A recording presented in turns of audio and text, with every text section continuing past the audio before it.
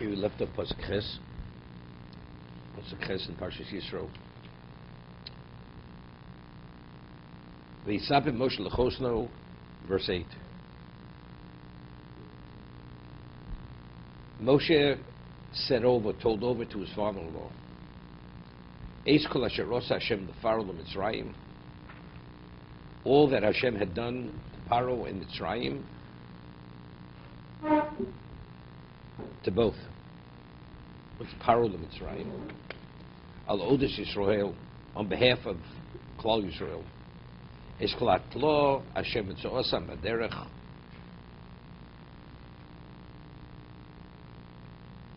all the angst, the mishaps which came upon them on the way by Yetzelim Hashem, and Hashem saved us.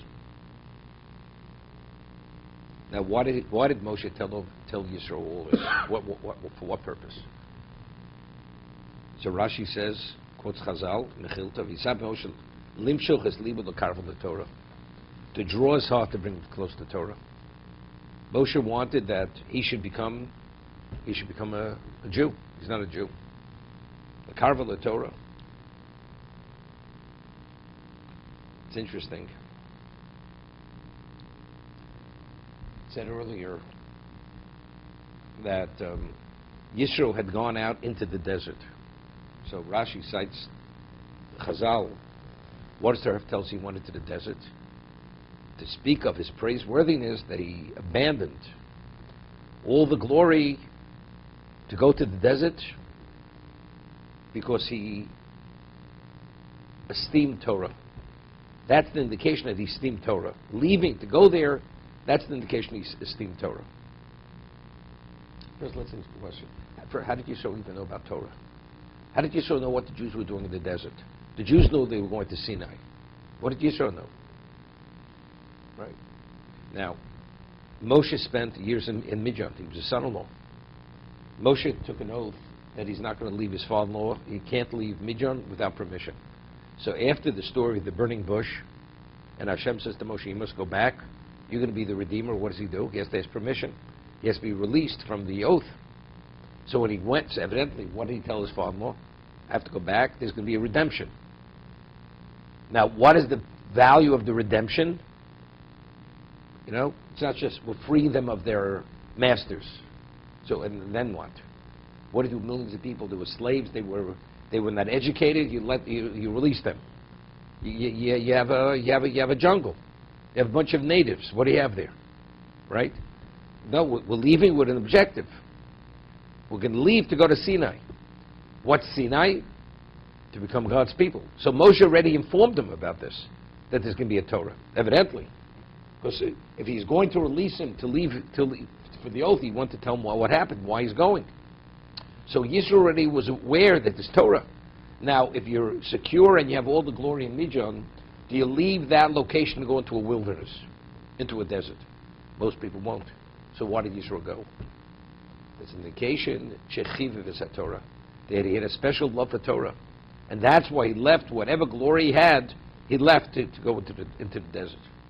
You didn't see it yourself. No. You heard about it. You heard. So now, since his coming, he gave everything up for Torah. So how do you speak to such a person? You try to secure him, to encourage him to a greater degree, because there are endless discouragements. Now there's the story of Baal Tshuva. Baal Tshuva makes many sacrifices, and then afterwards, but it's inevitable. There are many difficulties, learning different things. So because he already made the sacrifice, that person especially needs encouragement. You have to go out of your way to encourage him and to give him confidence and hope that it's going to work out. So the same thing. Yisro gave it all up for what? For Torah. So now he's here. What does he tell him? He wants to secure him. Because it's not simple. You can slip back very easily. Limshul has libo the karvel the Torah. Right? You see clearly.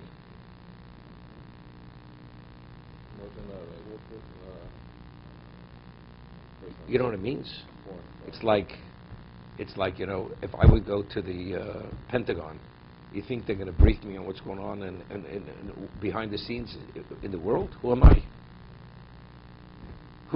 Moshe is sharing with Yisro the most intimate details of all aspects of what happened. This is like the Havdil, the 5-star general. He's sharing everything, all the secrets, the inner workings of the world. That's the value. It's called Atlo Shalayav Shalamolik. Okay.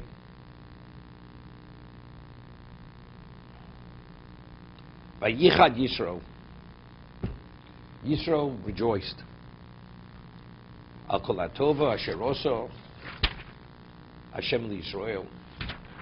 He rejoiced over all the good that Hashem had done on behalf of Klal Yisrael. Asher Yitzilo Mi'ad Mitzrayim, that He saved us, He saved them from Mitzrayim.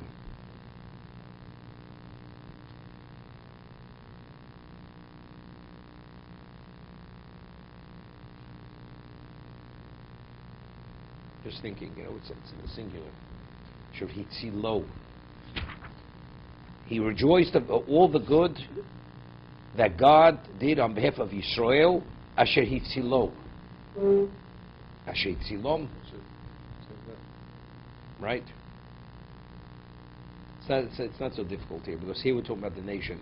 Because it says miyad Mitzrayim, from the hand of Egypt. You don't say from the hands of Egypt. Right? So you see we're speaking in the singular. It's consistent. Hitzilo, miyad. Okay? Now what does it say by Yichad? Let's see Rashi. Yichad means vayismach, simcha. He rejoiced. So let the Torah say vayismach. Zeh pshuto, medsha agodo. Because difficulty is, if vayismach means to rejoice, it should say vayismach. Why does the Torah choose the word for simcha, vayichad? Nasib sar chadudin, chidudin, chidudin. He was like pricked. His flesh became prickled. Meaning he was pained. He had joy, but simultaneously he had pain. Meitzer al ibn Mitzrayim, he was still not. He wasn't a Jew. When a non-Jew hears of his fellow non-Jew destroyed, although he knows they were bad guys, but it's for the Jew. The goy had to bite the dust for the Jew. He may have been a bad guy. He's still a non-Jew. There's a sensitivity you have to have. Hainu damri inchi, and that is quoting more in Sanhedrin. This is what people say. If you have a convert, he's already 10 generations, the converts. You should not speak pejoratively about a non-Jew in his presence, because he still has a sensitivity because of his background, where he comes from. 10 generations. There's an expression. You have to speak Yiddish. Some heard from my grandfather's Yiddish words once in a while. There's a word called seichel. Seichel means intelligence. You got to have brains. Seichel. People, they talk sometimes out of turn. They make comments. It's not. It's the wrong place to make such a comment. Certain people around you, you have to have. Let's say, especially a secular Jewish person, it's right. What he's saying is correct, but because of the secular, they don't have the capacity even to deal with what you're saying. It's absolutely, perfectly correct what you're saying, but you don't say everything. You're not supposed to say everything, because people don't have they can't relate and understand what you're saying. Yeah, exactly. That's what it is. Vayichad Yisro. So Moshe didn't know this. So okay, let's talk. But Moshe factually, he shared with the Yisro everything that happened to Mitzrayim. Here, withdrawing from this, you should not say something to a non-Jew which is negative about a goy for 10 generations because of sensitivity. So what? But Moshe shared with him all that happened. Something that has to be said, you say. Some things in the expression, the truth hurts. Truth hurts. But if you have to say the truth, you have to say it. So Moshe had to share with his father-in-law what happened to Mitzrayim and all its details. Why? As it says, L'karva Torah, to bring across the Torah.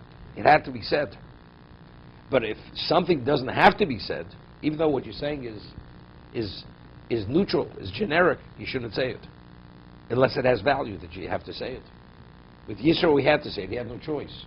Kedei lekarvel the Torah.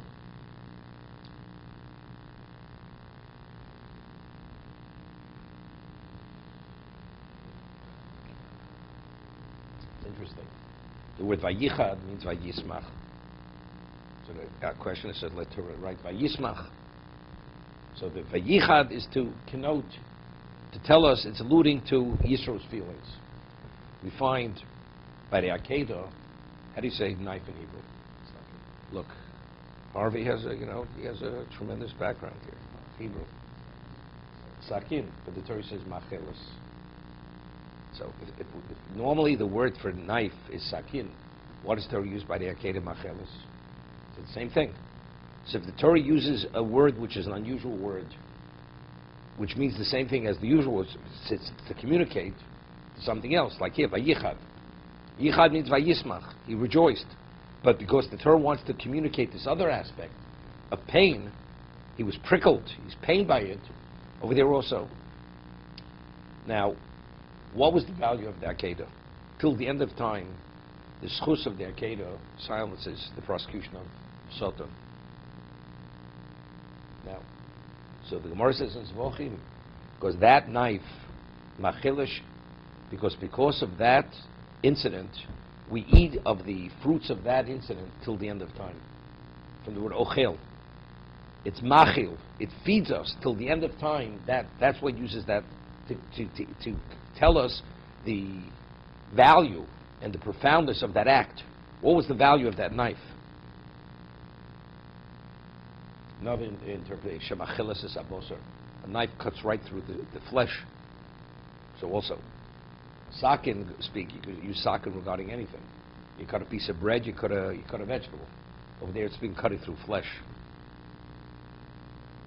If you ever witnessed a shechita, a ritual slaughtering knife, the knife is so sharp. It's like that knife when he cuts the throat of the animal, it's instant, it's almost instantaneous. It's like it cuts through it more than cutting through butter, quicker than you cut through butter. In a second, we say razor sharp, this is beyond razor sharp. That's how quickly the head is severed from the animal. Okay?